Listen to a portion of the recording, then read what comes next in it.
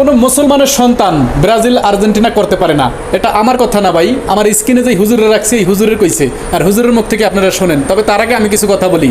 এই Argentina Brazil যখন Iran এবং ইসরায়েলের সঙ্গে যুদ্ধ হয়েছিল, তখন ইসরায়েলরে যাতে ইরানকে মানে দমন দায়িত্বে ইরানের মানে এই জন্য ইসরায়েলকে অস্ত্র দিছিল এই আর্জেন্টিনা ব্রাজিল।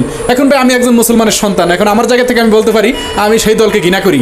এখন আপনি যদি মুসলমানের সন্তানের সেই দলকে ভালোবাসেন, বাঁচতে পারেন, এটা আপনার ব্যক্তিগত, কিন্তু হুজুরে কি বলে আগে শোনেন।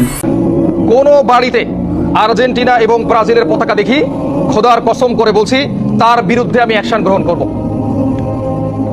এই এলাকার যারা মুরব্বী আছে তাদের সঙ্গে কথা বলে একে সমাজ থেকে আলাদা করে দিব। আর্জেন্টিনা এবং ব্রাজিল কে তোমরা কি চিনো? তাদের পরিচয় জানো? তাদের ইতিহাস পড়ছো? গাজায় যে গণহত্যা হয়েছে এর ভাগিদার যেমন ইসরায়েল, ঠিক তেমনি আর্জেন্টিনা ব্রাজিল।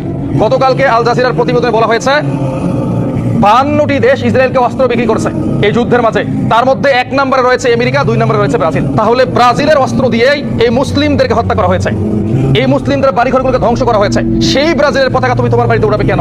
তুমি কি জানোয়ার হয়ে গেছো? তুমি কি কুলাঙ্গার হয়ে গেছো?